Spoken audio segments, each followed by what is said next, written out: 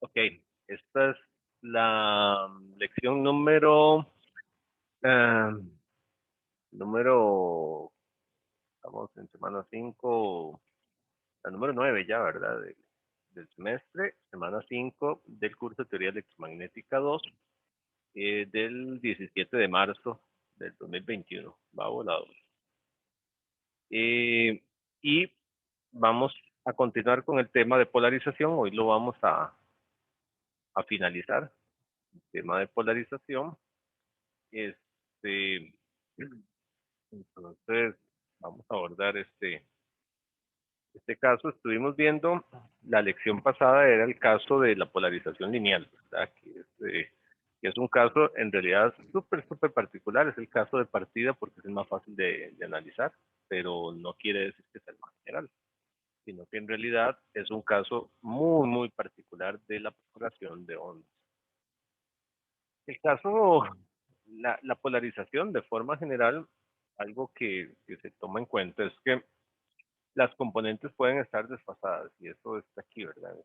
Estamos aquí hablando de que puede haber un desfase phi entre componentes. Entonces, si analizamos esto, la expresión, tenemos una componente en X, una componente en Y, pero a diferencia del caso de la polarización lineal, esto fue algo que vimos, ¿verdad? En la polarización lineal, la componente X y la componente Y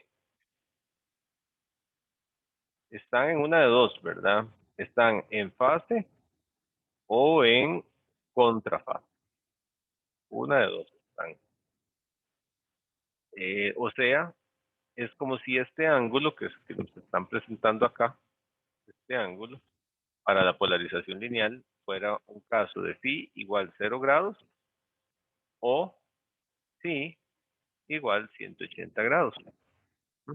Fase o contrafase. Y eso es lo que tenemos ahí para lo que es la polarización lineal, ¿verdad? Sin embargo, ahora vamos a explorar qué pasa cuando ese ángulo no es, no es uno de estos dos casos. Entonces, para darle un poquito de generalidad, vamos a repasar eso. Esta expresión la podemos escribir en el dominio del tiempo, a veces, depende cómo uno esté acostumbrado a verlo. El dominio del tiempo puede ser un poquito más útil para ver algunas cosas, y entonces vemos ese ángulo aquí, ¿verdad? Vean que el resto de la expresión que habíamos visto antes, omega t menos beta z, omega t menos beta z, podría ser más beta z, no cambia en nada, ¿verdad? Mientras los campos vayan igual. Y tenemos un desfase ahí. Y vamos a analizar qué es lo que ocurre gracias a ese desfase. Vamos a empezar por un caso que, bueno, aquí ya hace spoiler de lo que se trata, ¿verdad? Y es un caso donde las magnitudes de los campos son iguales y tenemos un phi igual menos 90. Hay que empezar así, digamos, hay que verlo pues como de forma muy, muy puntual, porque si no, el verlo con toda la generalidad del mundo es bien complicado, es bastante complicado. Entonces, vamos a chequearlo de esa manera. Este, ok. ¿Cómo vamos a hacer? Vamos a hacerlo de manera similar a lo que hicimos antes, ya es un caso conocido como una técnica de análisis conocida. Aquí se aplica el dibujito que había acá. Y vamos a considerar menos 90 grados, ¿verdad? O sea, estamos hablando que la componente en Y está acá, al estar a menos 90 grados, está atrasada 90 grados, ¿verdad? Eso para este curso es importante que lo tengan claro, ¿verdad? ¿Qué significa que yo tenga, digamos, si yo tengo una referencia, es decir, algo, ¿verdad? Entonces, esto es referencia a 0 grados de fase, entonces, pues yo tengo un campo, cualquiera, ¿verdad? Si está, por ejemplo, bueno, a menos phi grados, ¿verdad? Un campo así, el menos lo que hace es lo corre a la derecha, entonces lo atrasa. Entonces ahí vamos a tener pi grados de diferencia. Y si tiene más pi grados, ¿verdad? Más bien lo va a adelantar. Entonces vendría algo así. Esto es importante que lo sepan manejar muy bien. Es algo que se espera de ustedes a este nivel, que lo sepan manejar bien. Ok. Entonces, aquí tenemos ese caso, ¿verdad? Donde tenemos EX y EY. ¿Cómo vamos a hacer? Vamos a analizarlo pues de manera similar como lo hicimos antes. Esto lo construyo aquí a mano. Entonces, ¿qué hacemos? Establecemos momentos del tiempo como se hizo anteriormente. Entonces decimos, bueno, hay más o menos uno por aquí, más o menos uno por acá. Esto es indicativo, ¿verdad? No es para nada exacto. Entonces uno chequea, viendo bien, ¿está? Chequea algunos valores de referencia para ver más o menos cómo quedará la polarización. Es relevante. Y los voy a explicar. Ok, y los numera. Entonces, numeramos esos, son los instantes 0, 1, 2, 3, 4, 5, 6, 7, 8. Para verlos acá, ¿verdad? Aquí tenemos X, o sea, aquí va EX, y aquí tenemos Y, este sería EY. Se estableció que la magnitud es igual. Esto también facilita y nos lleva pues, a un caso particular. Entonces voy a tomar 1, 2, 3, aquí, 4, ¿verdad? Entonces esto se va a llamar X sub 0, 1, 2, 3, 4. Aquí sería Y sub 0, 1, 2, 3, 4. Sería menos X sub 0 y 1, 2, 3, 4 menos Y sub 0. Eso nos da el marco de referencia. Y empezamos a construir. Entonces, en el tiempo cero, ¿qué tenemos? En el tiempo cero tenemos EX vale 1. Entonces, supongamos que esto vale 1. Bueno, vale 1, decimos aquí X sub 0, entonces vale X sub 0. Entonces, en el tiempo cero, X vale 1 y Y vale 0, ¿verdad? Entonces, Y vale 0 y X vale 1. Aquí tenemos el instante 0. El instante 1, uno se fija y es ahí más o menos. No es a mitad de camino de ambos porque la función no es lineal. No es una línea recta que va desde aquí, desde la cresta hasta el cero, ¿verdad? Entonces no es exactamente un punto sumamente intermedio porque si no nos quedaría pues también a mitad de camino de los dos, ¿verdad? Pero vean que X está a mitad de camino entre 1 y 0 y Y más bien está subiendo. Entonces, como les digo, no es exactamente a mitad de camino. Entonces, convenientemente, yo ya sé cómo queda. Entonces quedaría como por acá. Entonces eso sería un 1, ¿verdad? Con Y positivo y X positivo. Luego tenemos X vale 0 en el tiempo 2 y Y valdría Y sub 0. Entonces este sería el tiempo 2 y así nos vamos, ¿verdad? El tiempo 3 más o menos sería como por acá, ¿verdad? Aquí está el tiempo 3 es X ahí a un punto intermedio y Y también un punto intermedio. Ese es el punto 3. El punto 4 es Y0 y X negativo menos X sub 0. Punto 4. Y así sigue, ¿verdad? El punto 5 sería más o menos por acá. El punto 6 va a ser por acá, elegido muy convenientemente. Y aquí hice los pasos más largos. El punto 7 sería igual que el inicio, ¿verdad? Sería, bueno, aquí entonces por simetría, ¿verdad? Es que no lo marqué, pero aquí habría otro punto.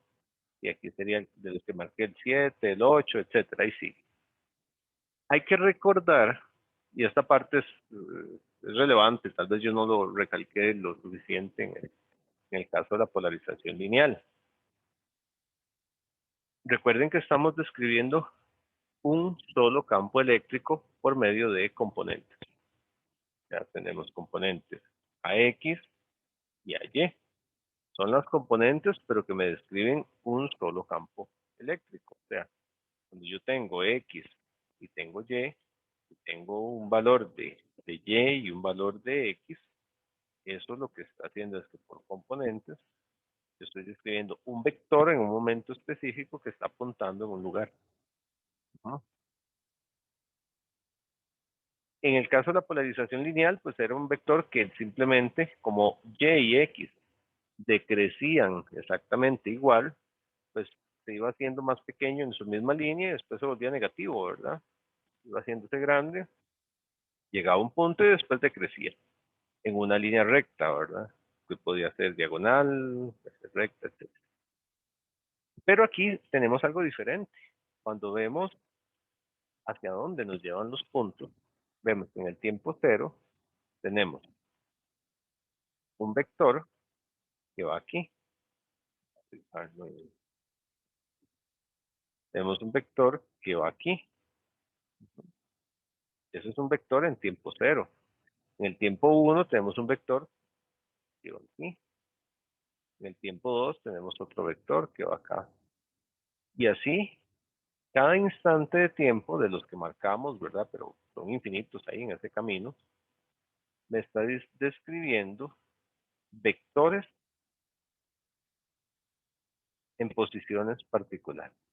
Y aquí se cumple un ciclo, ¿verdad? Entonces, claro, si yo sacara todos los valores ahí, ¿qué es lo que obtendría? Bueno, obtendría que la punta del vector de campo eléctrico, recuerdan, esa es la definición de polarización, ¿verdad? La polarización se refiere a la figura geométrica que describe la punta del vector de campo eléctrico. Entonces sería, empezando por acá, yo voy a ir haciéndola por partes. Sería aquí, sería aquí.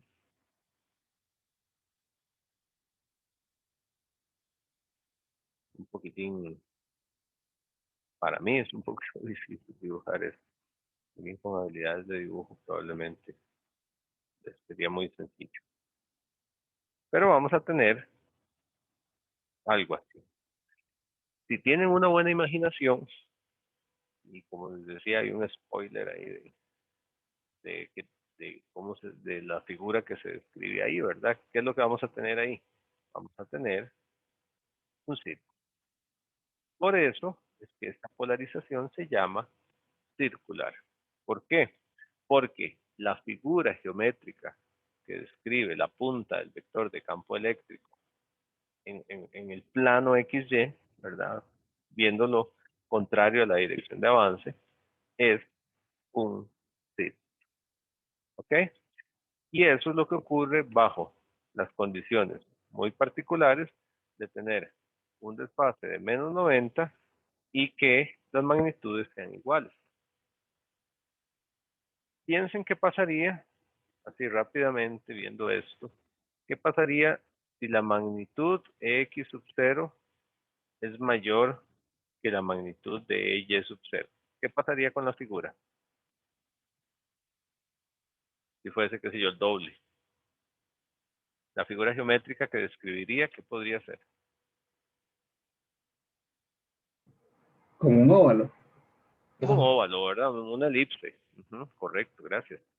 Correcto, ¿verdad? Si yo hago x sub 0 mayor a y sub 0, voy a tener una elipse, como x es mayor que y, que tiene una diagonal principal en el eje x, ¿verdad? Si yo hiciese y0 mayor que x0, entonces la figura geométrica que estaría describiendo ahí sería una elipse con diagonal mayor con el eje y. Eso es lo que tendría, ¿verdad? Eso se ve muy fácil. Entonces, vemos cómo la condición de que las magnitudes sean iguales es muy importante, no es importante, es muy importante, porque sin eso no queda un círculo, ¿verdad? Y ahora vamos a analizar este caso, pues, para que lo visualicen. Entonces aquí Profe, tenemos un caso particular. Sí, una pregunta. En este caso es porque está como en dos dimensiones, pero si yo me pusiera viendo contrario a la dirección de propagación solo del campo eléctrico, lo que yo vería es como una espiral saliendo, digamos. No, si usted, sí, no, porque si usted lo ve contrario, digamos, esto está viajando en Z, que Z está saliendo de la pantalla, ¿verdad? Entonces, si yo lo miro hacia la pantalla, por eso es que yo digo mirarlo contrario a la dirección de propagación, se me hace más fácil. Lo que va a dibujar en el plano XY, la punta del vector, es únicamente un círculo. Ahora, lo que usted dice es cierto, pero no en el plano, sino en tres dimensiones. En tres dimensiones y va dibujando como una espiral. Entonces, por eso Ok. le digo, ajá, pura vida. Por eso le digo que sí, pero no, ¿verdad? Si yo viese ese plano, por ejemplo, si yo viese ese plano, vamos a ver cómo me va, mis habilidades de dibujo. Si lo hubiese inclinado el plano, en lugar de verlo perpendicular, y entonces yo dibujo ahí los dos ejes, X y Y. Entonces yo tendría Y, X. Ahí sí sería como lo que usted dice. Vamos a ver cómo me va dibujándolo. Eh, Ahí, según lo que vimos, tendríamos una espiral que haría algo. Hijo, qué difícil dibujar esto. Según lo vimos, viene así y empieza a propagar. Tal vez lo que necesito es dibujo. Vamos a ver si me ayuda. Dibujar el eje Z. El eje Z debería venir como así, ¿verdad? Algo así. Entonces Profe, esto sería Z. debería verse como un poco ovalado hacia arriba. Sí, sí, gracias. Sí, yo creo que sí. Vamos a ver. Debería verse como algo así, concéntrico en el eje Z. Una cosa así, ¿verdad? Más o menos. Yo sé que el dibujo no es bueno. Los vectorcitos ahí irían siempre del eje a diferentes puntos, ¿verdad? Entonces yo tendría aquí los vectores. Bueno, no mentiras. El primero tendría que ser en el origen y conforme va avanzando, tienen que ir avanzando esos vectores, ¿verdad? Entonces, yo tendría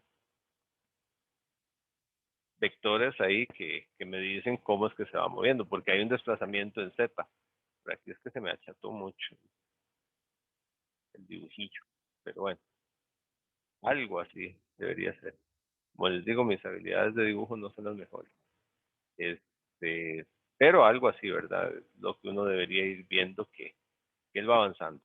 Igual ahora podemos buscar una animación para eso, cómo es que se ve. ¿Ok? Pero sí, ahí es donde sí se ve la espiral. Um, entonces, pero digamos, lo que yo veo así de frente es un círculo, meramente un círculo. Por eso se llama polarización circular. Ahora, esa polarización, si observamos acá, que puse una de por medio ahí, si observamos algo, esa polarización tiene una particularidad, y es que vemos cómo estos vectorcitos se mueven con dirección de giro, ¿verdad? Salen de acá y van girando ahí, se está moviendo así, ¿verdad? ¿Por qué? Porque primero fue el 0, el 1, el 2, ahí está la secuencia. Para describir eso se usa una referencia y es una regla, en este caso, de mano derecha. ¿Cuál es la regla de mano derecha? Se trata de alinear el pulgar de la mano derecha con la dirección de propagación. Y entonces, como los otros dedos coinciden con la dirección de giro de los vectores, se le llama polarización circular derecha. Entonces ustedes toman la mano, ¿verdad? La ponen ahí, la ponen contra la pantalla, ponen el pulgar saliendo de la pantalla, van a ver que sus dedos coinciden con la dirección de giro de sus vectores. Entonces, eso es importante y a eso se le llama polarización circular derecha, que es ahí lo que está con ese dibujito que está ahí, ¿verdad? Eso es la polarización circular derecha. Vean el pulgar en la dirección del vector de pointing y entonces el resto de dedos coinciden con eso. Entonces eso se llama polarización circular derecha.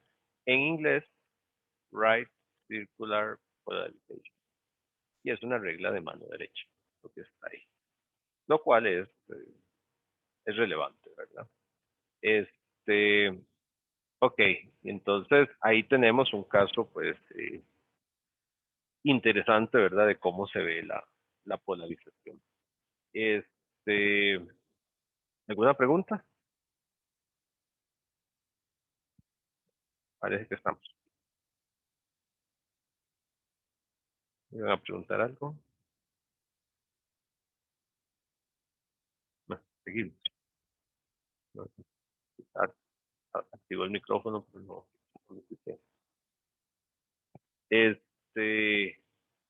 A veces tienen problemas que no escriben por chat.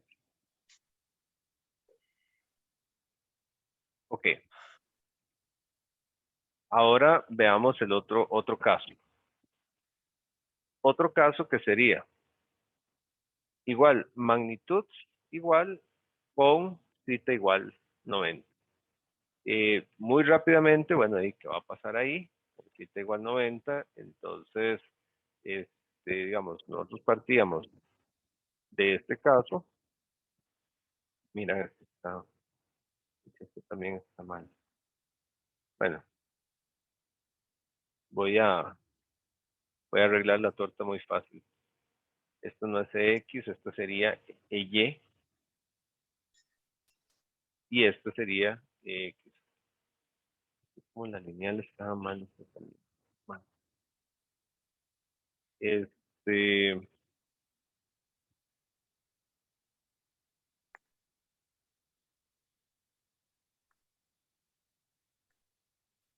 al revés.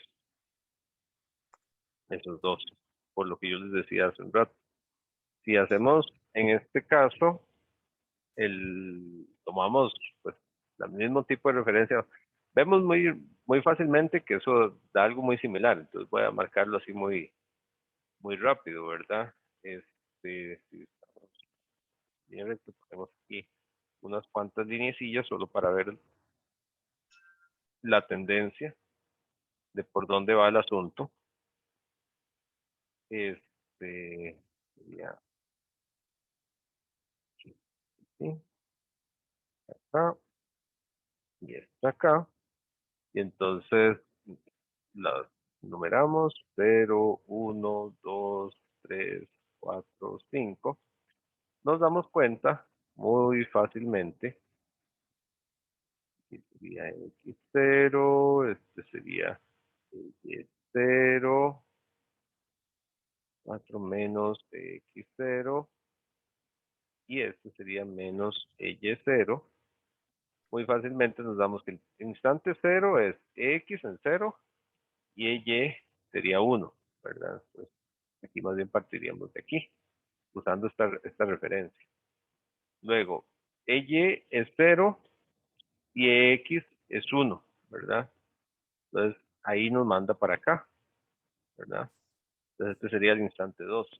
Podemos presumir fácilmente que aquí hay instante intermedio, ¿verdad? El instante... Ah, no, mentiras, es que los numeré mal.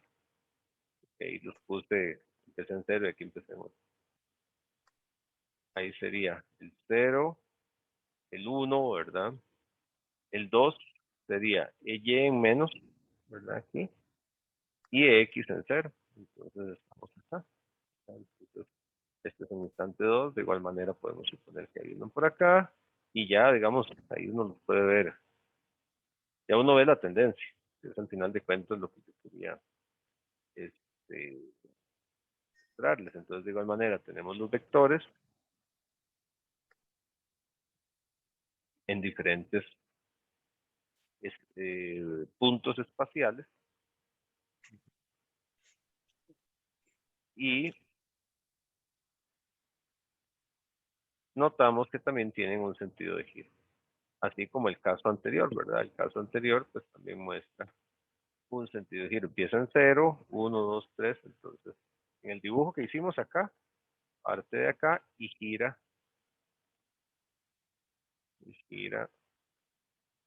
así. Y aquí, para definir la polarización, se usa una regla de mano izquierda.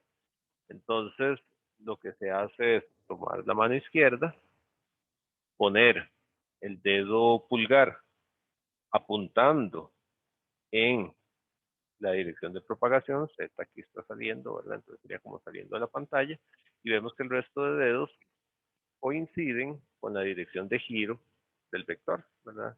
Pero con la mano izquierda, con la mano derecha les da al revés. Entonces aquí es una regla de mano izquierda que se usa. Y de ahí que esta es una polarización circular izquierda, un left circular polarization. Y ahí tenemos una regla de mano izquierda. ¿Cuál es la diferencia entre la polarización circular derecha e izquierda? El ángulo. Vean que es igual, las magnitudes deben ser iguales en ambos casos, pero el ángulo aquí es de 90 grados, ¿verdad? Más 90 grados. Entonces aquí uno ve que right circular polarization necesita un phi igual a menos 90 grados y un left circular polarization necesita un ángulo de 90 grados positivo. Ambos casos, eso sí, necesitan que sus magnitudes sean iguales. ¿Ok? ¿Alguna pregunta? ¿Ah? Ok, ese es el caso de la polarización circular. Ahora, ¿qué ocurre? Y digamos, polarización circular también es un caso muy específico. Polarización lineal es muy específico. Necesitamos fases de 0 y de 180. Circular necesitamos magnitudes idealmente exactamente iguales, ¿verdad? Y fases de más o menos 90 grados. Entonces, bueno, ya vimos qué pasa si las magnitudes no son iguales con un ángulo de más o menos 90, ¿verdad? Se hacen diagonales, se hacen elipses.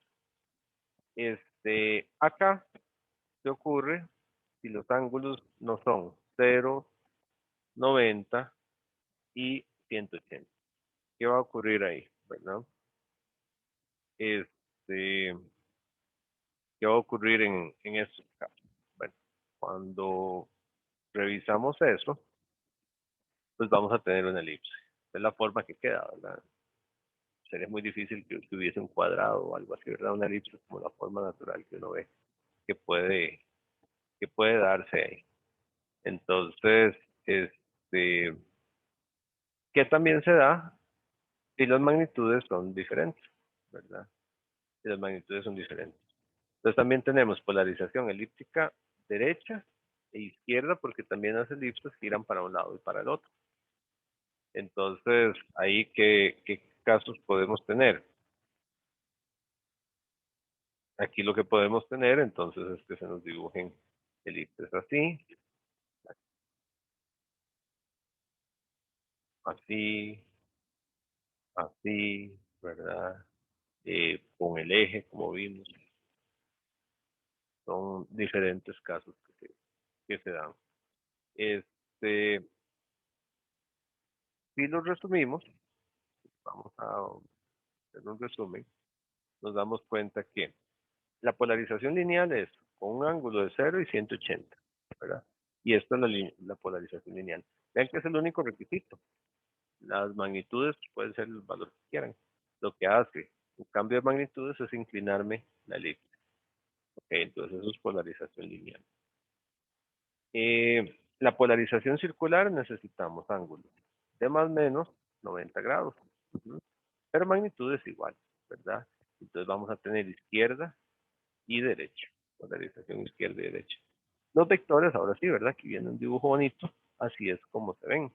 Entonces, claro, cuando yo soy el observador y estoy por acá viendo hacia allá, también lo podría ver del otro lado, ¿verdad? Como quieran. Lo que veo es que se proyecta un círculo en el plano del fondo. Entonces, esta es la, la, ¿cómo se llama? La polarización que se va a tener. Y el otro caso es elíptica, ¿verdad? Cuando es elíptica, es que simplemente no es ni lineal ni circular, todo lo demás va a ser elíptico. Entonces, lo que se proyecta es esta elipse, que está ahí, ¿verdad? Para un lado, para el otro. Entonces, el caso más general de todos, ¿cuál es? Una polarización elíptica. Ujú. Casos especiales, polarización lineal y polarización circular. De hecho, obtener una polarización lineal o una polarización circular es muy complicado y casi que solo bajo condiciones de laboratorio se puede conseguir por lo menos bien hecho, bien pura. El caso más general es una polarización elíptica. Ahora, hay unas animaciones, veamos un poquito la para la, la, la animación.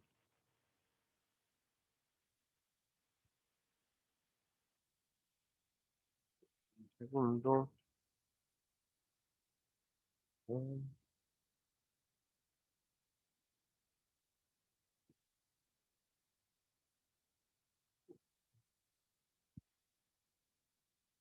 Esas animaciones muestran muy bien, ¿verdad? Cómo son los tres casos de polarización. Hay un montón de imágenes en YouTube de gente que se ha puesto a desarrollar de esto, pero ahí ilustra bastante bien cómo se dan las ondas, ¿verdad? Y nuevamente, el más genérico es la polarización elíptica.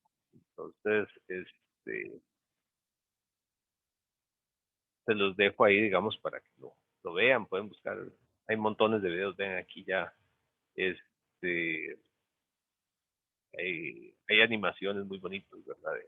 Que le dicen a uno cómo van variando los campos. Eh, Algo que quiero mencionarles acá en cuanto a la utilidad de esto, bueno, ahí vienen un par de aplicaciones más, pero antes de irme a esta de los lentes, mencionarles algo. ¿Por qué la polarización es importante de una onda electromagnética? Resulta que las antenas son sensibles a la polarización. Entonces, nos encontramos que al final del curso tenemos que ver que, digamos, las antenas más básicas es lo que se llama un dipolo, que son una línea recta, que es un trozo de metal, pues algo así, ¿verdad? Por aquí viene una línea de transmisión, digamos. Entonces, digamos, uno tiene una fuente así, de esa fuente saca las líneas y llega a un punto donde, pues de manera muy simplista, esa línea se abre. Cuando yo la abro, entonces el campo electromagnético, ¿verdad? Ustedes saben que de aquí hay diferencias de cargas que van cambiando en el tiempo, obviamente. Son diferencias de cargas que van variando en el tiempo, pero digamos, si uno le saca una foto en un momento particular, uno se encuentra, bueno, ahí que los campos en algún momento aquí, ¿verdad? Y entonces esas cargas pues, se van a manifestar también cuando yo abro una línea de transmisión y por lo tanto voy a tener campos acá a lo largo de esto, incluso ahí los curvé mucho, se curvan menos y tienen la característica de que esos campos se separan de ahí, ¿verdad? Y empiezan a viajar. Y con el tiempo la curvatura se hace tan grande que prácticamente podemos decir que se convierten en líneas rectas, que es lo que se llama pues, el frente de onda, ¿verdad? Y va viajando así. Cuando tenemos una antena receptora, la antena receptora, si es una antena del mismo tipo, ¿verdad? Un dipolo, que son el nombre lo dice, dos polos, dos trozos de metal, vienen para acá y bueno, ahí va a recibir y aquí hay un receptor. Resulta que los campos que incidan en esa antena se van a inducir o se van a convertir en voltajes de manera más eficiente y de manera más intensa si el campo eléctrico, estamos viéndolo desde el punto de vista de campo eléctrico, está alineado con la antena. Si ese campo eléctrico está alineado con la antena, si son paralelos, vamos a tener una máxima inducción eléctrica. Entonces, hay una dependencia con la polarización. De hecho, hay una cosa que se llama el factor de pérdidas por polarización, que es cómo baja la eficiencia con la polarización. La eficiencia de inducción. Si le llega un campo a la antena, digamos, totalmente transversal, es decir, algo así, ¿verdad? Si el campo que le llega es así, no se va a inducir nada. Si son paralelos, se induce full, máxima inducción. Si son perpendiculares, no se induce absolutamente nada. Entonces vemos que hay una dependencia importante con la polarización. Ahora, en la naturaleza, aunque uno lo ve así muy románticamente, ¿verdad? El asunto de que el campo se separa y vemos prácticamente que una onda plana muy bonita que va viajando ahí, que uno hasta podría decir, es una onda polarizada linealmente. En la naturaleza eso no suele ocurrir. ¿Por qué no suele ocurrir? Bueno, porque en la atmósfera es un medio totalmente anisotrópico. ¿Recuerdan? Anisotrópico y heterogéneo. Entonces recuerdan esos conceptos, ¿verdad? Anisotrópico de que las características del material, permitividad y permeabilidad dependen de la dirección del campo. Y heterogéneo de que no, esos constantes no son constantes o no tienen el mismo valor en todos los puntos. Entonces eso hace que los campos poco a poco se vayan deformando. Y salgan como salgan, ellos se empiezan a atenuar por partes y entonces empiezan a deformarse. Al final empiezan a girar y no empiezan a girar de forma circular, dando elipsis, al final de cuentas. Entonces, ¿qué se encuentra uno en la atmósfera? Digamos que los campos empiezan a girar por, por características, por calor, por humedad, las nubes, reflexiones, etcétera, ¿verdad? Entonces empezamos a tener elipses. Empezamos a tener elipses de campo, ¿verdad? Que están viajando. Entonces, bueno, algo que se trabaja, digamos, ya está pues resuelto, es cómo independizar una antena receptora de la polarización. Porque imagínense, ustedes tienen un teléfono, voy a dibujar un teléfono viejo de aquellos que tenían antena ahí para hacerla explícita, ahora son antenas que están en la parte de atrás del teléfono, pero digamos, están así. Entonces supongan que ustedes tenían un teléfono así, imagínense que la polarización viniese totalmente lineal. Ok, si ustedes están de pie, el teléfono funciona, pero si se acuestan y entonces ya el teléfono no lo tienen vertical, sino que se acuestan y lo tienen así, van a tener menos recepción, ¿verdad? Y eso da problemas. Entonces, algo con lo que se trabaja mucho, digamos, para independizar de la polarización es en dos sentidos. Las antenas transmisoras en ocasiones se hacen o se fabrican para que emitan polarización circular en la medida de lo posible. Nunca va a ser perfecto, ¿verdad? ¿Cómo puedo yo lograr eso? Bueno, yo tengo mi circuito de transmisión que lleva la señal y entonces hago una estructura física que es como una cruz. Una, digamos, entonces saco de aquí líneas paralelas, ¿verdad? Una para la antena vertical y la otra para la antena horizontal, ¿verdad? Entonces las alimento las dos. Tienen el mismo campo, lo que hay que hacer es desfasar los 90 grados. Bueno, 90 grados en buena teoría, ¿verdad? ¿Cómo puedo yo hacer para desfasar dos señales así?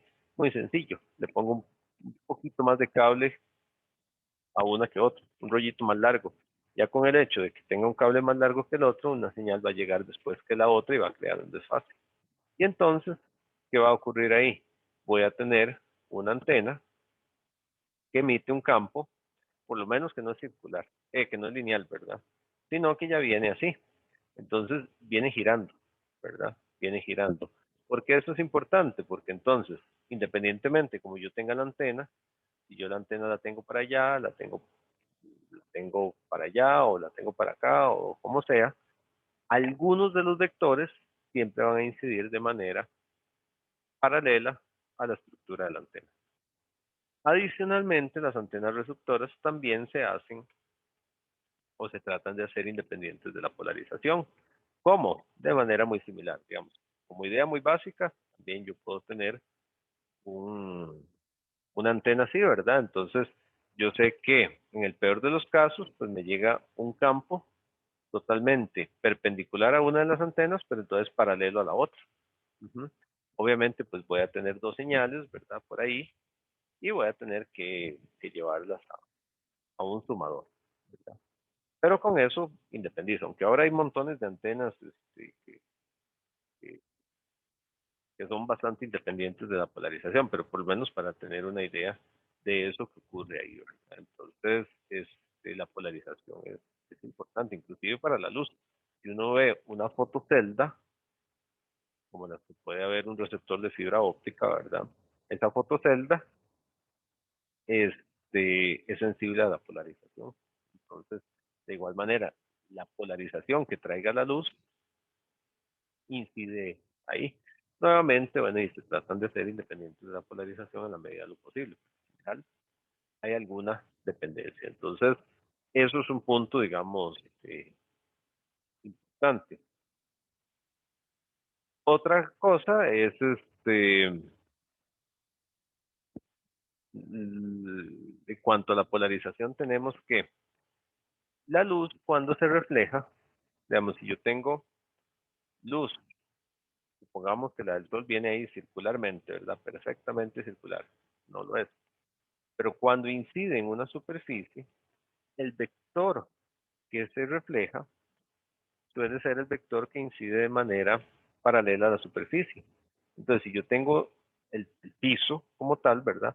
Son los vectores que llegan paralelos a ese piso los que se reflejan. Los que llegan perpendiculares no se reflejan. Entonces resulta que los vectores que inciden, si es horizontal la superficie, ¿verdad? Los que inciden horizontalmente son los que se reflejan. Solo ellos. Y eso es lo que causa reflejos. Entonces, cuando ustedes están viendo un carro, por ejemplo, al sol fuerte, ¿verdad? O ven alguna superficie, un carro, digamos como la tapa de un carro, el parabrisas, ustedes usualmente lo que están viendo es una reflexión horizontal. Entonces, los lentes lo que hacen es que se les pone un filtro para, valga la redundancia, filtrar, eliminar, no dejar pasar la luz que llega polarizada horizontalmente, ¿verdad? Que si ustedes lo ven en el dibujito acá, voy a quitar esto porque está en rojo y se parece a lo que yo hago. Vean que aquí la que viene horizontal, ven que está como que no pasa. Y las otras sí pasan ahí. Entonces, un lente polarizado lo que hace es que principalmente elimina la luz que le llega horizontalmente al lente, ¿verdad? Entonces, como casi siempre andamos de pie, menos de que uno ande medio borracho o algo así, ¿verdad? Lo que uno ve es luz reflejada horizontalmente, entonces tienen un filtro así. Ustedes tienen unos lentes polarizados, es divertido, ustedes los toman y ustedes están viendo, por ejemplo, un carro, ¿verdad? Y les filtra, ¿verdad? No se lo pone y se ve riquísimo, ¿verdad? Y le elimina brillos, son brillos horizontales, pero si usted toma ese lente y lo gira 90 grados, esos brillos aparecen, ¿verdad? Empiezan a aparecer. ¿Por qué? Porque entonces lo que está eliminando es la componente vertical al final del lente. Entonces eso es un caso interesante. Y el otro se los dejo a ustedes para que lo vean. Vean este video, es divertido. Cómo funcionan los lentes 3D, los del cine. Básicamente, de manera muy resumida, el video dura un ratillo, no es muy largo, pero los dejo a ustedes. Se envía polarización circular derecha, polarización circular izquierda. En la pantalla, digamos, en el cine hay dos proyectores.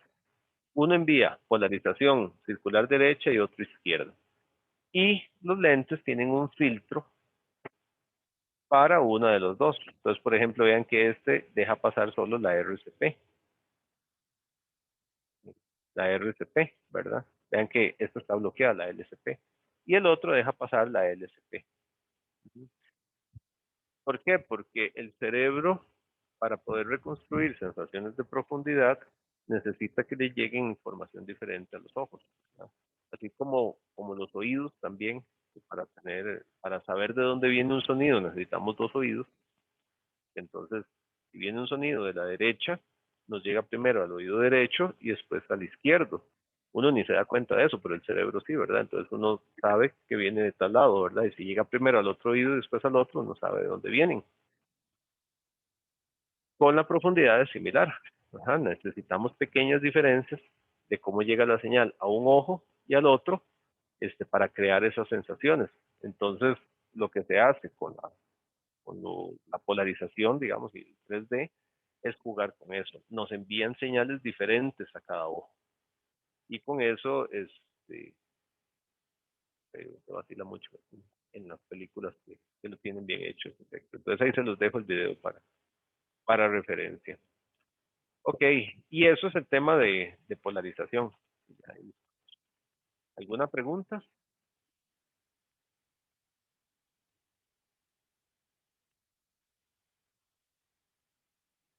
Bueno, si no hay pregunta, entonces vamos a hacer la pausita y venimos para empezar a ver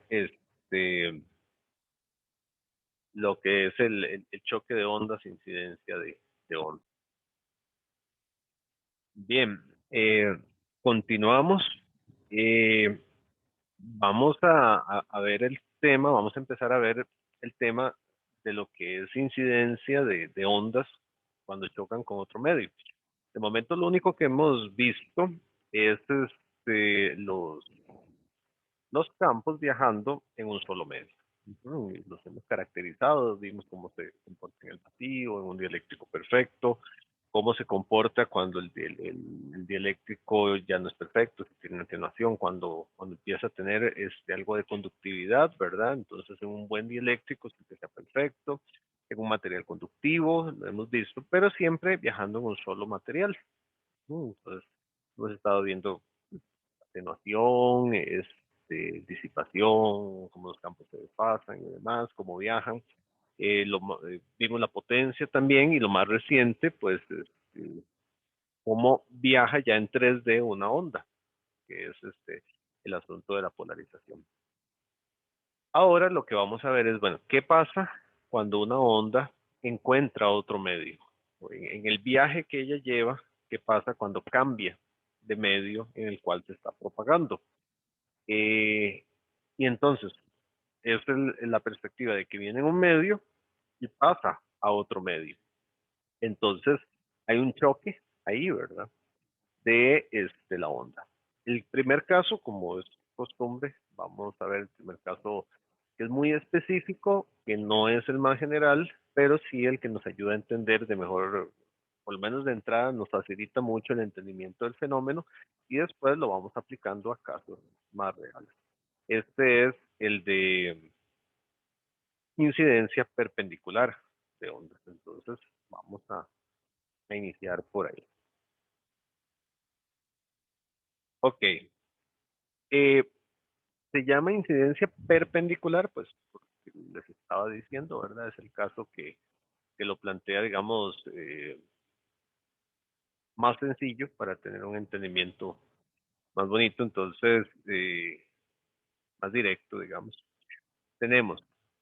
Sabemos que los campos viajan pues como una onda TEM, ¿verdad? Que es lo que les decía, una onda TEM transversal electromagnética que viaja. Nosotros lo hemos visto en el caso más simple y vamos a seguir manteniéndolo así porque eso es de lo más sencillo. EX, HY, perdón, HY, y una propagación del vector de Poynting en Z, ¿verdad? Así es como lo hemos estado viendo. Entonces, esa incidencia perpendicular, pues es de la onda como un todo, ¿verdad? Entonces, quiere decir que la onda viaja, choca perpendicularmente con un medio, o sea, su vector de Poynting es totalmente perpendicular con el medio, y los vectores de campo eléctrico y magnético terminan quedando paralelos a la superficie del material. Y eso nos va a facilitar la vida para algunas cosas. Entonces vamos a empezar por este análisis.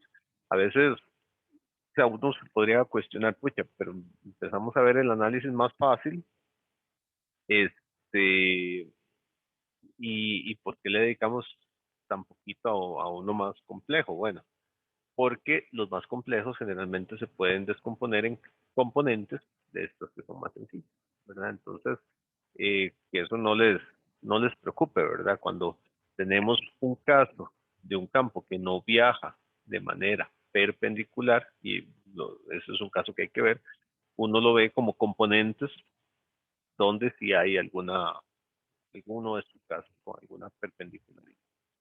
Entonces, vamos a empezar por ahí. Por observación se sabe que tenemos una onda incidente, o sea, la onda que choca, siempre nuestro punto de referencia, nuestra perspectiva es el campo eléctrico. Tenemos una onda reflejada, que es la que se devuelve, porque eso ocurre, ¿verdad? Eso es como que ustedes tomen una linterna y la apunten ante un espejo. Entonces, ustedes saben que una parte de la luz se va a reflejar, ¿verdad? O a un vidrio, digamos, una ventana. Si ustedes toman una linterna y apuntan con una ventana, una parte de la luz se refleja y otra se transmite. Entonces está la onda que llega, la onda que se va, que se refleja, y la onda que se transmite. Eso es básico, digamos, de la observación. Ok, siempre que hay un cambio de medio, tenemos reflexión y transmisión, ¿verdad? Nosotros estamos viendo a partir de ondas, pero eso ocurre también a partir de fuerzas, por ejemplo, ¿verdad? Entonces, cuando tenemos un choque, ¿verdad? De esto, pues, un medio que cambia la permeabilidad y la permitividad, ¿verdad? Una porción se refleja y otra porción se transmite, ¿verdad? Eso es como ver ahí, ¿verdad? El carro que viene así, de parte se va a transmitir del movimiento, ¿verdad? Y se pasa al otro objeto, ¿verdad? Y una parte también rebota, ¿verdad? Que es al final de cuentas la onda esta de choque que se va a tener. Vamos a analizar el caso, les decía, incidencia normal o perpendicular. Entonces, para nosotros, vamos a usar esta referencia. La interfaz entre los medios, o sea, la división entre los medios, va a ser el punto z igual 0. A partir de ahí vamos a tener los z positivos y hacia atrás vamos a tener z negativos. ¿Ok? Eso es para ubicarnos en esa frontera. Tenemos el eje X hacia arriba y Y, pues saliendo, ¿verdad? Al final de cuentas es el mismo esquemita que hemos estado usando. Y, X, Z, aquí viene menos Z, ¿verdad? Y entonces, ¿dónde se ubica o dónde inicia el nuevo medio? El nuevo medio inicia por acá, ¿verdad? Entonces, de aquí para allá es el medio nuevo con las características diferentes que se tienen a partir de ahí, ¿verdad? A partir de, de ese punto es que tenemos el medio nuevo. Entonces, decimos que aquí tenemos un medio 1 y aquí tenemos un medio 2, ¿verdad? O una región, como dice aquí. Las características de esos medios y regiones, entonces, son permeabilidades y permitividades diferentes. Usualmente, pues, mu1 va a ser igual a mu2 y igual a mu0. Usualmente, pero pueden ser diferentes. Ahora, reconocemos que la onda incidente trae un campo incidente, ¿verdad? Conformado por una onda de campo eléctrico y de campo magnético. Para describirlos vamos a usar los subíndices 1 para decir que estamos en el medio 1. El superíndice más lo que nos indica es que se mueve hacia la derecha. Es como la dirección de avance o la dirección progresiva, por así decirlo. Esto va a ser el más. Entonces vean que, por ejemplo, la onda reflejada tiene subíndices 1 porque está en el medio 1, pero tiene un superíndice menos, indicando que se mueve hacia la izquierda, dirección contraria a la dirección de avance. En el caso de la onda transmitida, región 2, entonces subíndices 2 y superíndices más, porque igual se mueve en la misma dirección que la onda incidente, ¿verdad? Hacia la derecha. Y eso es lo que tenemos ahí inicialmente. Ahora, esto es algo que ocurre en general en la naturaleza. No es exclusivo de ondas electromagnéticas. Así como el movimiento ondulatorio es un caso general de la naturaleza, pues también el cambio de medios ocurre este tipo de cosas.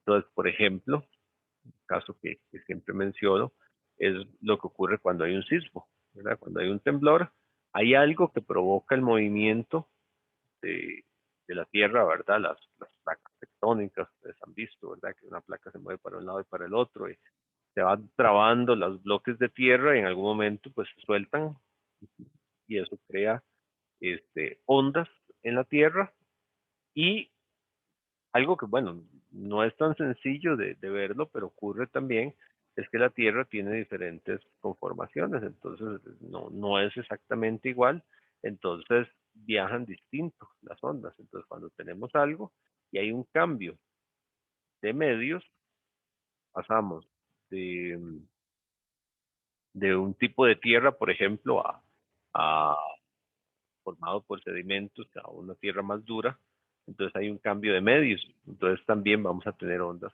reflejadas y eso crea patrones distintos en la Tierra y demás, y también crea ondas reflejadas y lo que eso conlleva, digamos, de cuando se mueven para un lado y para el otro. Una vez veía un documental interesante de un terremoto que hubo en Haití hace algunos años y algo que ocurrió ahí es que hubo barrios, digamos, casi todo Haití se vio destruido terriblemente, pero hubo barrios, regiones específicas que casi no se vieron afectadas. Y es que eran barrios que se construyeron en sectores muy rocosos, de mucha piedra, y eso les salvó. Entonces, la onda venía viajando, ¿verdad? Venía en un medio donde viajaba relativamente fácil, digamos, y de repente había un terreno con características diferentes y la onda no se propaga igual ahí. Y bueno, eso tiene sus consecuencias. Se refleja un poco la onda y de otra parte sigue, pero bueno, es algo interesante que se ve ahí. Si quieren chequear un poquito cómo se ve la reflexión, aquí hay un video que de forma muy natural, digamos, le muestra a uno cómo uno envía una onda y se devuelve. Entonces voy a abrirlo así muy rápidamente solo para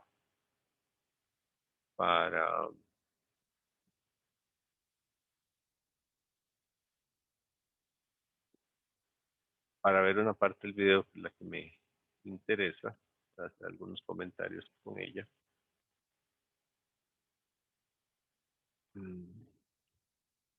Este videito, vamos a ver.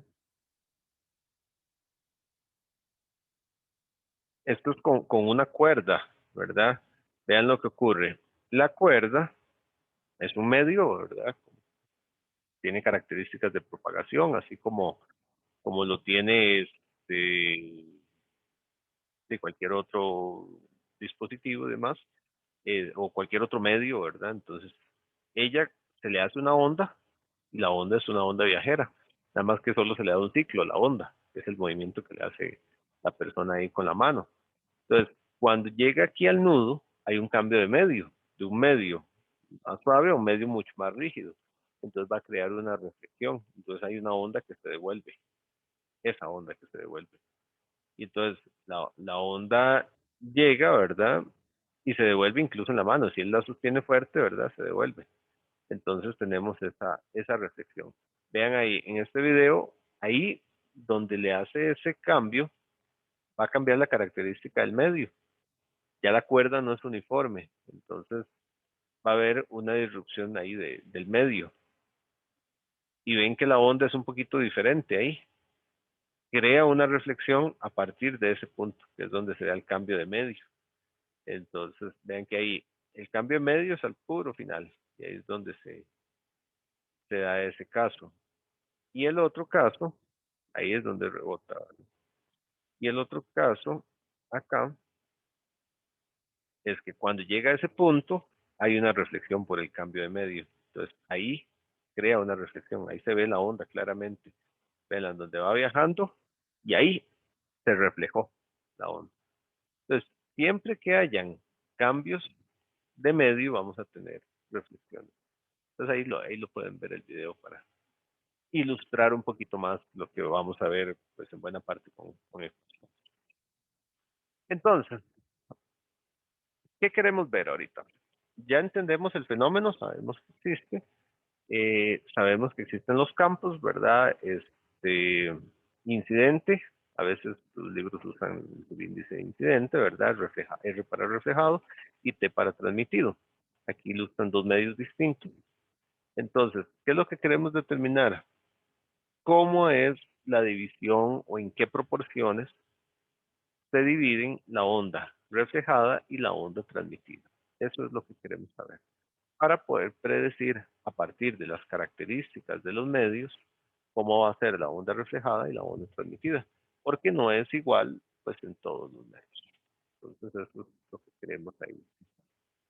Vamos a empezar, bueno, escribiendo expresiones generales, o sea, por el hecho de saber hacia dónde se mueven, sabemos cómo escribir esas ecuaciones. Entonces, para la onda incidente de campo eléctrico, es una onda con una magnitud inicial, X sub 0. El 1 lo que quiere decir es que está en el medio 1, ¿verdad? Y se empieza a llenar un poquillo de subíndices, pero se entienden. El más, que es a la derecha, y bueno, es una onda que se mueve a la derecha. Entonces, tenemos un menos ahí. El medio 1, entonces, es la constante de propagación sub 1, ¿verdad? El medio 1 y pues se mueve con Z. El campo magnético que lo acompaña, pues conocemos la relación que va a haber ahí, ¿verdad? Entonces es la magnitud de X 1 sub 0 más sobre eta 1. Podría ser un medio con algún tipo de pérdidas, pero eso estará pues precisamente en la expresión de eta 1, ¿verdad? Y también se mueve a la derecha. Aquí no se está poniendo, bueno, aquí se pone el subíndice Y, ¿verdad? Para decir que va en Y, y bueno, ahí cambiando. En el caso de la onda transmitida, vemos primero la transmitida porque es prácticamente igual que la incidente. ¿Qué vamos a tener? Bueno, vamos a tener que tiene una magnitud, nada más que es una magnitud en el medio 2, por eso los índices 2, ¿verdad? También se mueve acá, pero vean que la constante de propagación es diferente, ¿verdad? Ya, en el medio 1 tenemos K1 y aquí tenemos K2. Entonces eso se ve aquí. Tenemos esto acá y listo, ¿verdad? La misma cuestión. Y para la onda reflejada, pues algo similar. Lo que pasa es que, bueno, magnitudes, le ponemos un menos solo para decir que es de la reflejada, en el medio 1, siempre. Y el exponente es más JK1, es en el medio 1, o sea, la constante de propagación K1, pero lleva un más por la dirección en la que se está moviendo.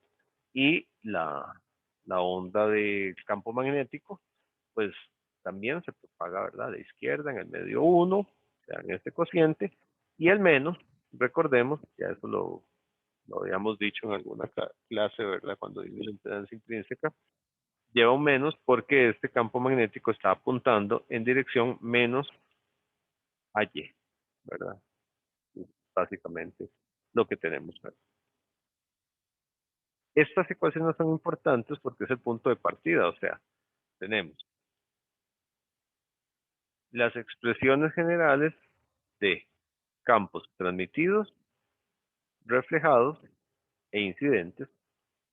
Ahora lo que nos hace falta es relacionarlas, saber cómo se relacionan unas con otras. Bueno, más que dibujarlo así, siempre es con el incidente, ¿verdad?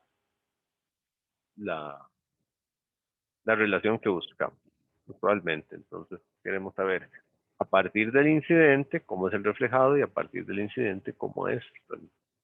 Entonces, eso es lo que vamos a chequear.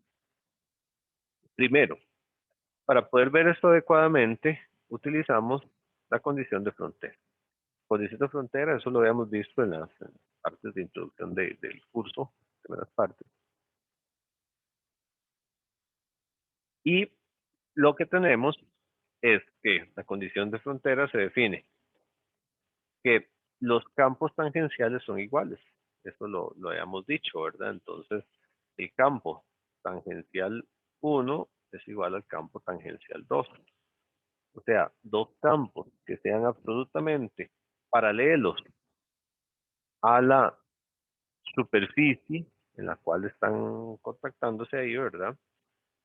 Van a ser iguales. Entonces, etan 1 es igual a etan 2. Exactamente iguales van a ser ahí. Por el, por el esquema que estamos utilizando, donde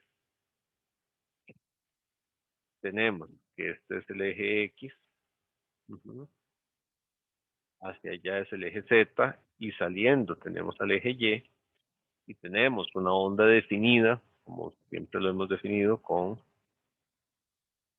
X, así, ¿verdad? Paralelo al eje X, con H, Y, saliendo, igual que el eje Y, ¿verdad? Y pues moviendo en Z, ya ahí tenemos el vector de pointing. Bueno, ahí dibujé el promedio.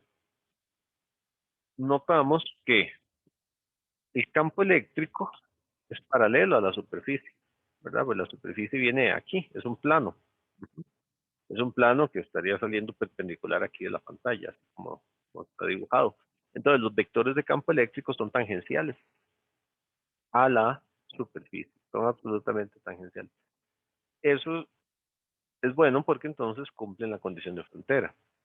Y más adelante vamos a ver cómo los vectores de campo magnético también son tangenciales a la superficie, ¿verdad? El plano que está ahí también es tangencial, solo que uno hacia arriba y otro hacia abajo, ¿verdad? Si yo lo viese, si yo le echara un ojo, qué difícil dibujar. Si yo le echara un ojo hacia allá, ¿verdad? ¿Qué vería yo? Yo vería el plano XY, aquí estamos dibujando X hacia arriba, ¿verdad? Y iría para allá, así como está. Y si yo lo viese así, ¿qué es lo que yo vería? El vector de campo eléctrico acá, X, y el vector de campo magnético hacia allá, HY, pero paralelos a ese plano, ¿verdad? El plano de incidencia que está ahí es un plano donde esos vectores son totalmente paralelos. Entonces, ambos cumplen condición de frontera. Eso es lo que se ve aquí, de que el campo X tangencial en el medio 1 es igual al campo X tangencial en el medio 2. La S lo que quiere identificarse es el pastor. Estamos escribiendo parcial. Esa condición es en Z igual 0, ¿verdad? Si nos vamos a las ecuaciones anteriores, vemos que hay un exponencial, ¿verdad? Cuando yo hago Z igual 0, ¿qué le pasa a los exponentes? Se hacen 1, no 0, se hacen 1, ¿verdad? Los exponentes se hacen 1. Ay, no, esto es el permitido. Lo que me interesaba ahí era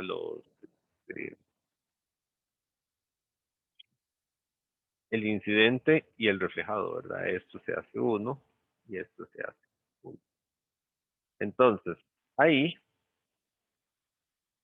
tenemos que cuando yo igualo los campos, lo único que me quedan es que, y esto es importante hacerlo notar, los campos totales en el medio 1 Y ojo que esa T es de total, ¿verdad? ¿De quién está compuesto el campo total? Vamos, el campo EXS total en el medio 1 es igual al campo EX1 más el campo EX1 menos. O sea, es la suma del incidente con el reflejado.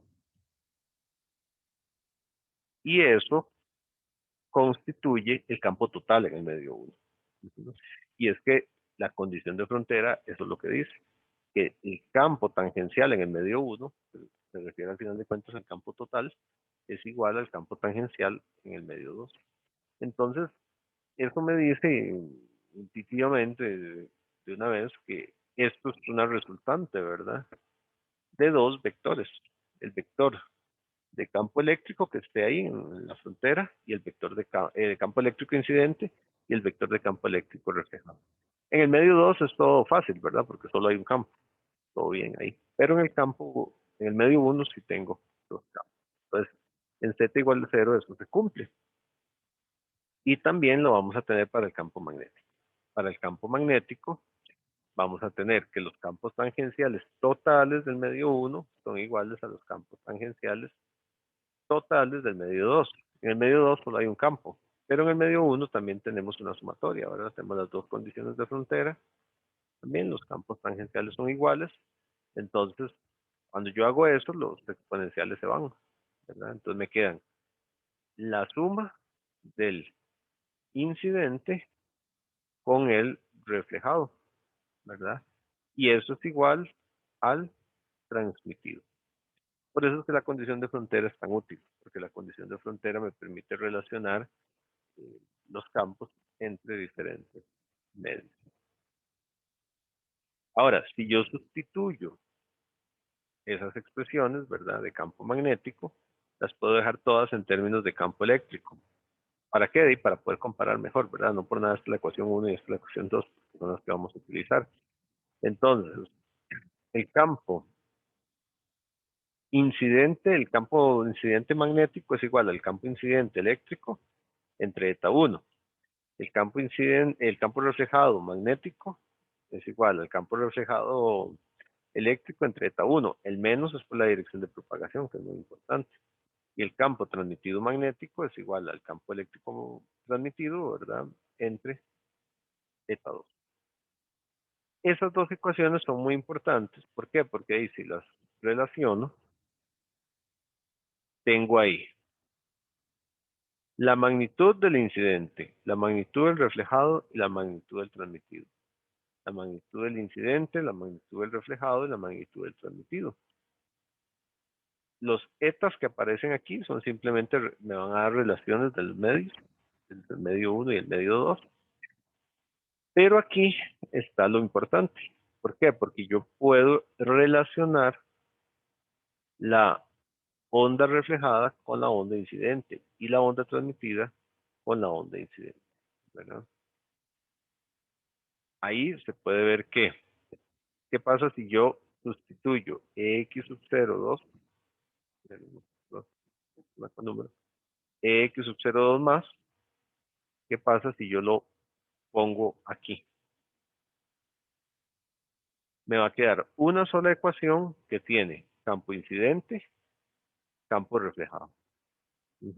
Y los medios, ¿verdad? Entonces es muy útil sustituir uno en dos. Entonces, si las combinamos, ¿verdad? Que es sustituir uno en dos, en realidad es posible tener una ecuación en términos de la magnitud de la onda reflejada y la incidente. Esta es la ecuación, no está ahí el procedimiento paso a paso, es fácil de hacer, esto lo podrían chequear de manera sencilla. Y uno escribe, es posible escribir esta expresión que está aquí, que la magnitud del campo eléctrico reflejado, que es esta, es igual a la magnitud del campo eléctrico incidente, que es nuestra referencia, ¿verdad? Y una relación que hay entre los campos. Esto va a ser una constante numérica, que está ahí. Esa constante numérica es muy importante y se define como el coeficiente de reflexión del campo eléctrico. De hecho, Vean que si ustedes simplemente llevan esto a dividir al otro lado, les va a quedar x sub 0,1 menos sobre x sub 0,1 más, que va a ser igual a eta 2 menos eta 1 entre eta 2 más eta 1. Y a eso se le llama coeficiente de reflexión del campo eléctrico. ¿Por qué es tan importante? Porque me dice ese coeficiente de reflexión en un solo número, cuál es la relación que existe entre los dos campos, ¿verdad? O sea, ¿qué pasa si gamma E es igual a 1, por ejemplo? Eso implica automáticamente que E x sub 0,1 menos es igual a x sub 0,1 más. O sea que el campo reflejado es exactamente igual que el campo incidente. Pero ¿qué pasa si gamma E, la E es por campo eléctrico, ahorita hablamos de eso, es igual a 0,5, por ejemplo? Eso lo que me estaría diciendo es que el campo reflejado es igual a la mitad del campo incidente.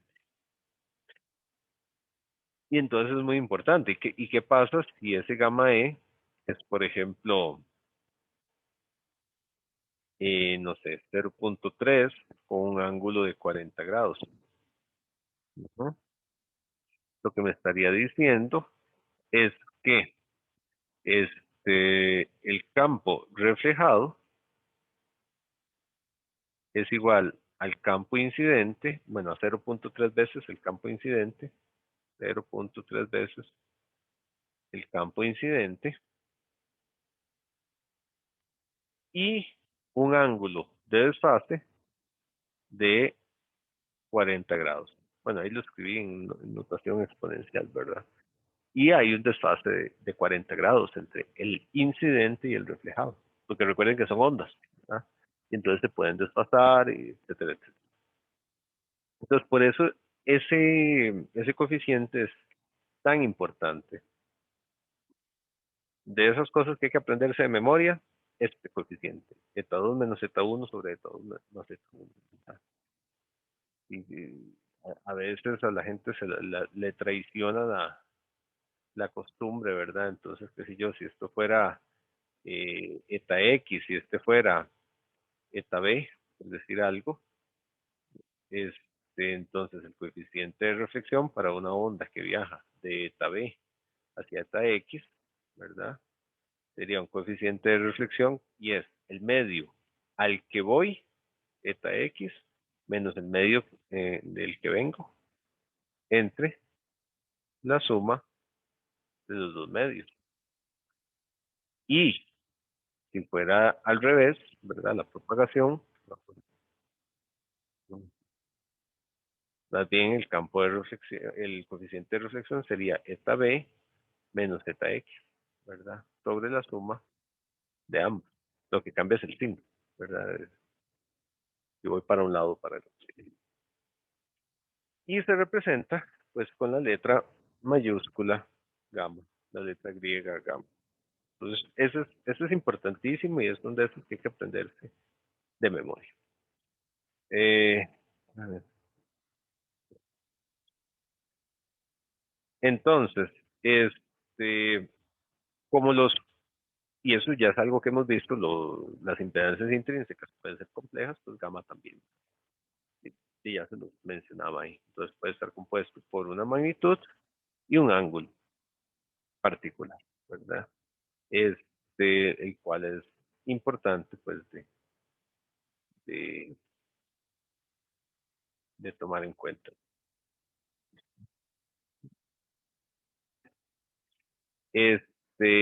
Ahora, importante saber la magnitud del coeficiente de reflexión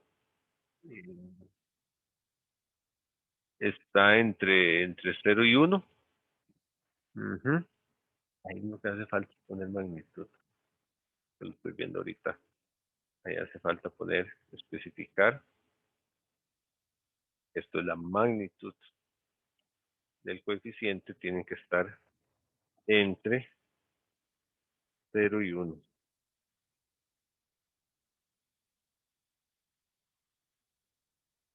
Entonces, eso, la magnitud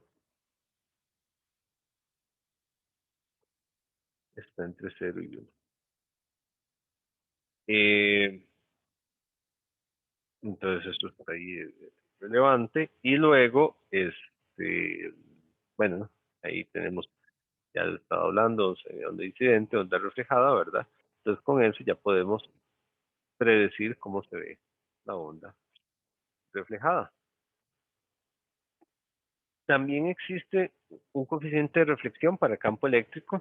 El hecho de que le hayamos puesto E ahí es porque existe uno para campo magnético, pero un campo magnético, ¿verdad?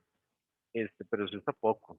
Y en realidad se ve este signo contrario que el de campo eléctrico, eta 1 menos eta 2 entre la suma.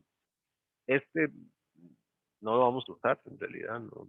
O sea, se podría usar, pero no solemos usarlo. De hecho, el que vamos a utilizar es este. Este es el que vamos a utilizar. Y por lo tanto, para nosotros, gamma E va a ser simplemente gamma. Porque no es, como no usamos los dos, pues no hace falta distinguir. No es algo que haga falta estarlo haciendo. Y eso es lo que está ahí. Ahora, así como podemos predecir cómo es el campo eléctrico, podemos predecir cómo es el campo reflejado, perdón, podemos predecir cómo es el campo transmitido. Entonces, si las ecuaciones 1 y 2 las trabajamos bien también, ¿verdad? Podemos obtener una ecuación en términos de la magnitud de la onda transmitida y la incidente. Eso es posible hacerlo. Y obtener esto que está aquí. Yo creo que aquí ya no sorprende mucho, ¿verdad? Es cuestión de sustituir adecuadamente para dejar por fuera en las ecuaciones 1 y 2 al campo reflejado y dejarlo solo en términos del transmitido y el incidente.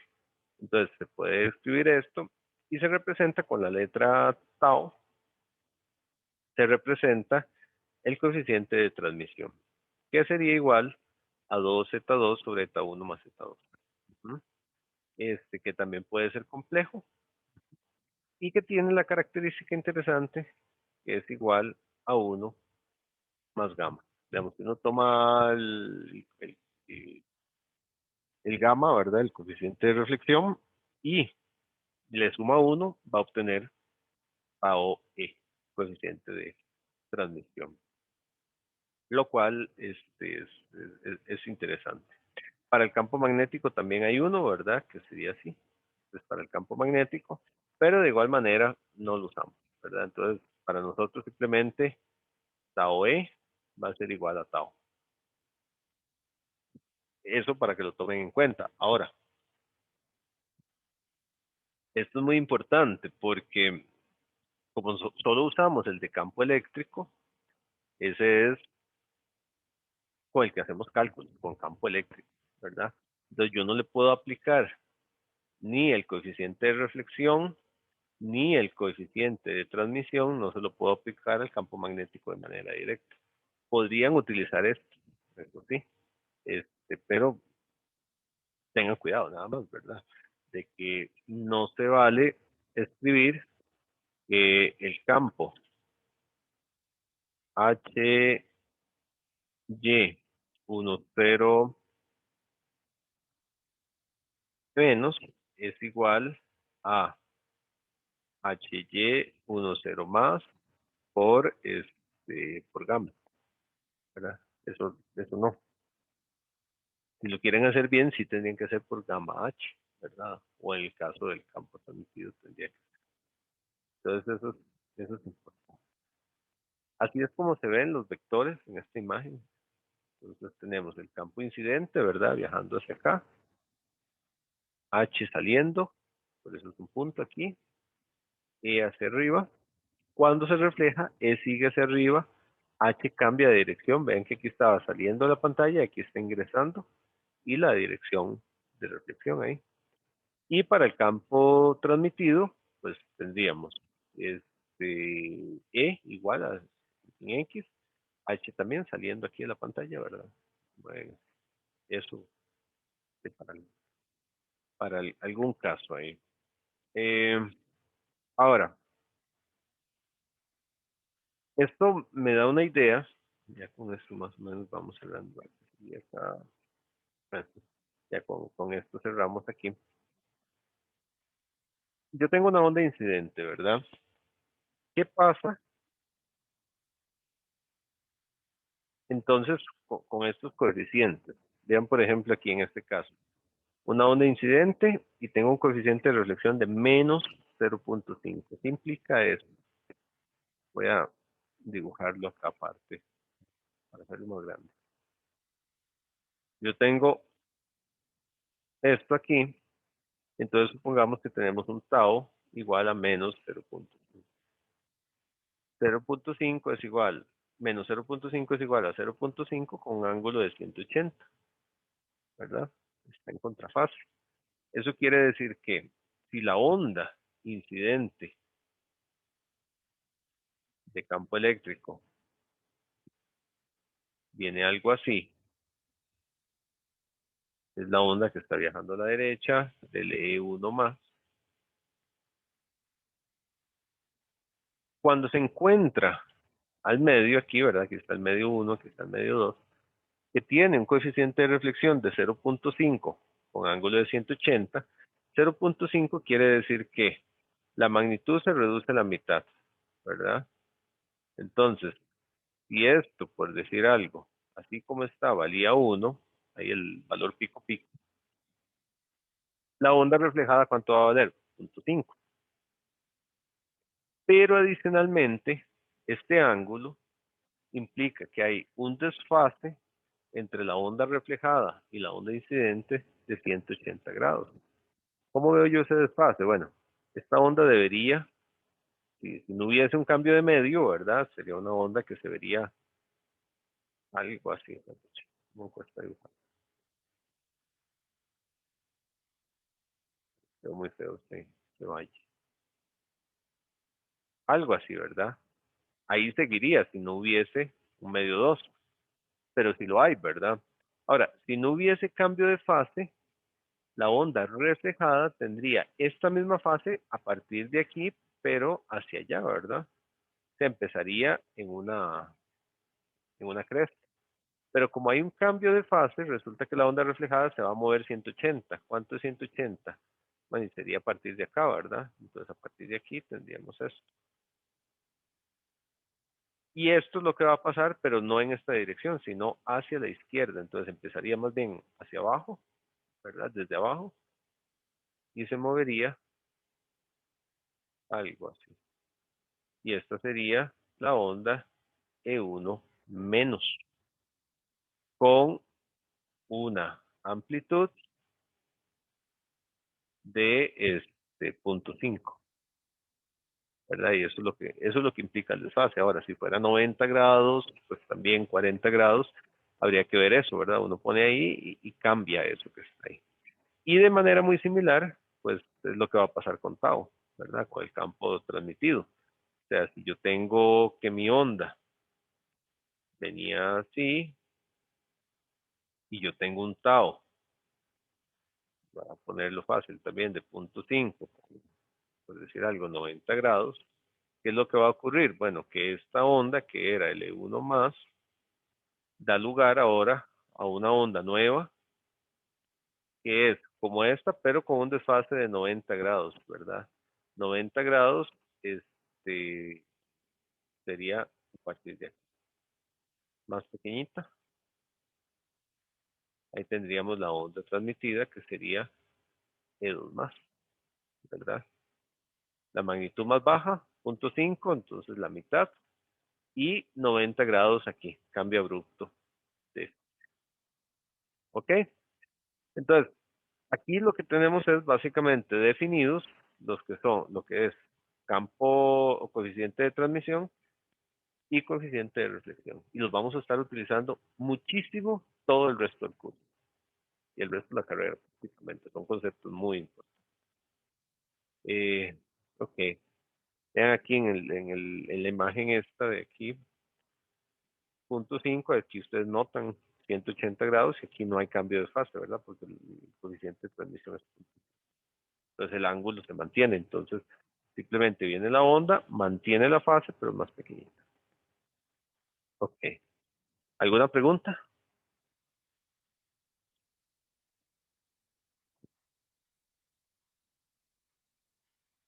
Bien, si no hay preguntas, entonces ya hoy cerraríamos con esto y la próxima clase pues seguimos avanzando en esta parte de lo que es la incidencia de campo. Entonces, si no hay más preguntas, pues hasta acá, hasta acá llegaríamos. Entonces, que les vaya bonito, que estén muy bien.